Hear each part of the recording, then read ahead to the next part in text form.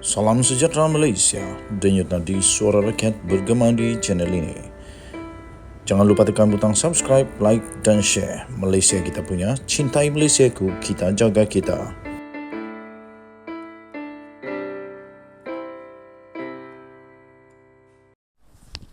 Salam sejahtera Malaysia, denyut nadi suara rakyat bergema di channel ini. Itu hari, saya masih ingat lagi. Ada satu laporan berita mengatakan Sultan Kedah, Kebawah Duli Yang Maha Mulia Sultan Kedah pernah menegur Tibai ke apa tu, tapi tegurlah, pernah menegur Sanusi di depan pegawai-pegawai daerah kalau tidak silap, ataupun di depan orang lain lah yang pasti. Baginda berkata, Sanusi perlu berbaik-baik dengan kerajaan pusat, dengan Anwar Ibrahim. Janganlah melawan sangat, sebab akhirnya nanti perlu juga bantuan daripada dia. Jadi sekarang sudah terbukti Sanusi pun perlu bantuan daripada Kuala Lumpur, daripada Putrajaya. Berkaitan dengan lapangan terbang Kulim yang memang memerlukan bantuan ataupun sokongan daripada Perdana Menteri Datuk Seri Anwar Ibrahim. Sanusi tiba-tiba membuat satu pengumuman yang agak mengejutkan juga. Beliau berkata Perdana Menteri belum dapat gambaran sebenar projek lapangan terbang Kulim. Kenapa tak dapat beri gambaran sebenar? Kenapa susah mau beri gambaran sebenar kepada Datuk Seri Anwar Ibrahim? Ataupun Datuk Seri Anwar Ibrahim tidak pandaikah tengok gambaran sebenar? Itu persoalan dialah. Tapi kita berharap semoga Datuk Seri Anwar Ibrahim dapat juga membantu projek ini supaya dapat dibuktikanlah bahawa kerajaan perpaduan ini tak pilih bulu. Projek projek mega Kedah Aerotropolis yang merangkumi beberapa komponen termasuk lapangan terbang antarabangsa Kulim KXP merupakan projek berimpak tinggi yang dibangunkan melalui pelaburan syarikat swasta tempatan tanpa melibatkan peruntukan kerajaan persekutuan. Oh, begitu. Tak melibatkan peruntukan kerajaan persekutuan.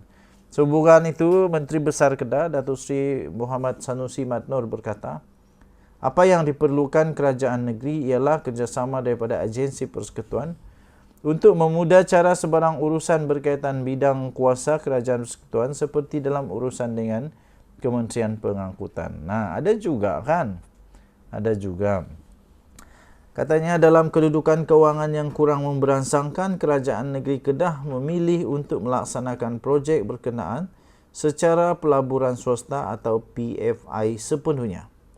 Secara umum, projek ini adalah katalis yang berpotensi tinggi untuk menarik kemasukan pelabur asing melalui pembukaan kawasan perindustrian baru berasaskan industri berteknologi tinggi, aeroangkasa dan penerbangan.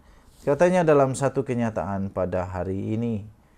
Dalam pembentangan Belanjawan 2023 pada Jumaat yang lalu, Perdana Menteri Datuk Seri Anwar Ibrahim mengumumkan cadangan membesarkan lapangan terbang antarabangsa Pulau Pinang LTAPP dan lapangan terbang Sultan Abdul Aziz Shah LTSAAS di Subang Selangor, namun bercadang untuk menghentikan pembinaan KXP.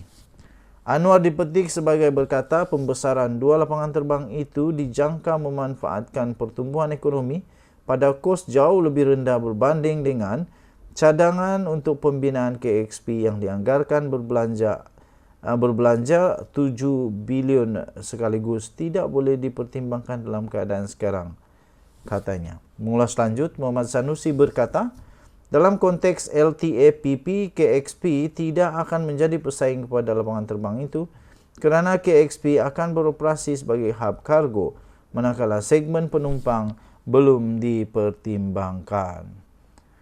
Katanya justru LTAPP boleh terus memberi fokus kepada perkhidmatan yang ditawarkan dan menerima bahawa projek KXP adalah untuk menjadi pelengkap bukannya pesaing kepada lapangan terbang itu.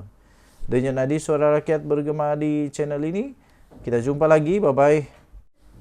Salam sejahtera Malaysia. Denyut nadi suara rakyat bergema di channel ini. Disahkan tuan-tuan dan puan-puan.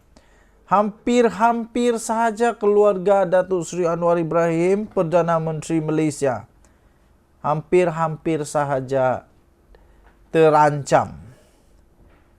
Hampir-hampir mereka satu family di dalam rumah, di luar rumah, berhampiran rumah, di kawasan rumah lah, di compound rumah Perdana Menteri Anwar Ibrahim, hampir-hampir mereka terancam nyawanya.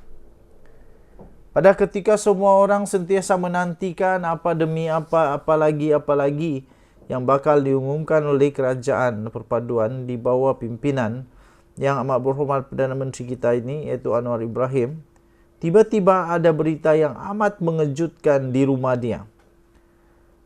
Disahkan ada ular tedung di rumah PM. Wow, dari mana ular tedung ini? Mungkin selalu dah masuk rumah dia kot, ataupun baru pertama kali masuk rumah, ataupun tiba-tiba jatuh dari pokok, kita pun tak berapa pastilah.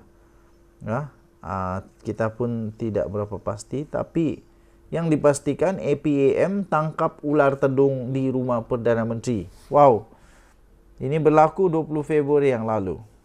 Angkatan Pertahanan Awam Malaysia APM menangkap seekor ular tedung hitam di kawasan pondok pengawal rumah Perdana Menteri Datuk Seri Anwar Ibrahim di Bandar Sungai Long, Kajang malam tadi.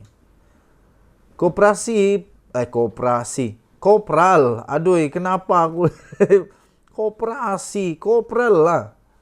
Kopral Pertahanan Awam Daerah Hulu Langat, Mior Nur Azlan Safian berkata, 4 anggota bergegas ke tempat kejadian selepas menerima panggilan kecemasan pada jam 7.33 malam.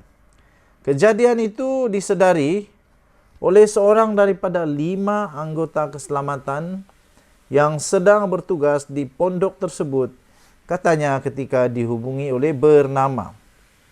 Beliau berkata anggota APM itu berjaya menangkap ular seberat 800 gram dan panjang kira-kira 1 meter itu dengan menggunakan peralatan khas. Wui, besar ular ni. 800 gram punya ular bukan kecil, besar.